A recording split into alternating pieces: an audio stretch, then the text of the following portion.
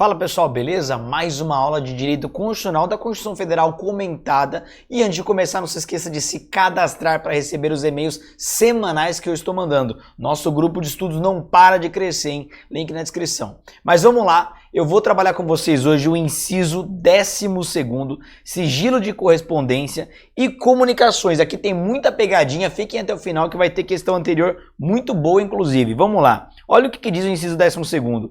É inviolável o sigilo da correspondência e das comunicações telegráficas, de dados e o que mais cai em concurso, das comunicações telefônicas. Essa é a regra.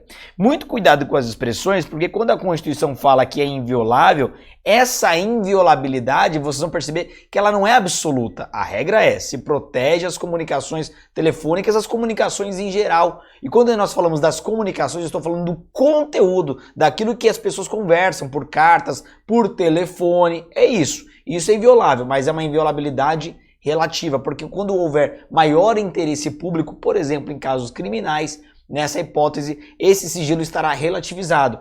A própria Constituição vai trazer a exceção, e essa exceção é que mais cai em concurso, ó, salvo no último caso, ou seja, comunicações telefônicas, por ordem judicial, destaquem isso, nas hipóteses e na forma que a lei estabelecer, então tem lei especial para isso, que é a lei das interceptações telefônicas, de investigação criminal ou instrução penal, processual penal.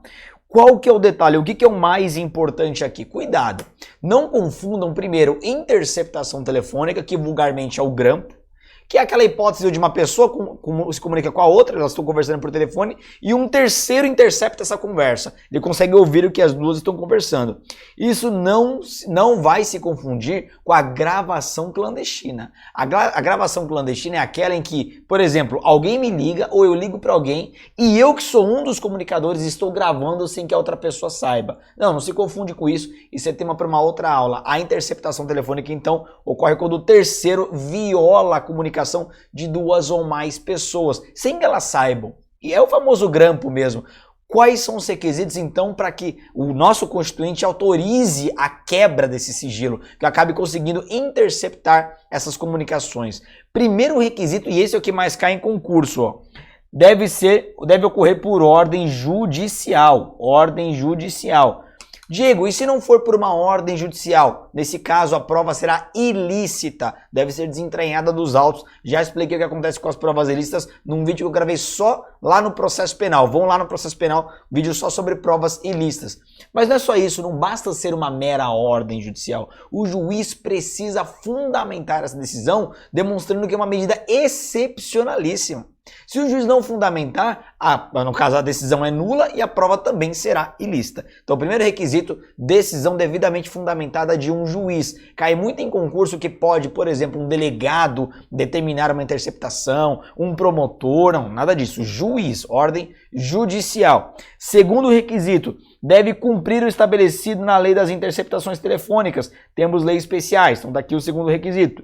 E o terceiro requisito limita-se especificamente a casos penais. A Constituição fala em uma investigação criminal ou instrução processual penal. Diego, posso autorizar uma interceptação telefônica no âmbito de uma ação civil ou administrativa? Não pode. Existe até um julgado isolado do STJ que autorizou num caso específico numa ação civil uma interceptação telefônica.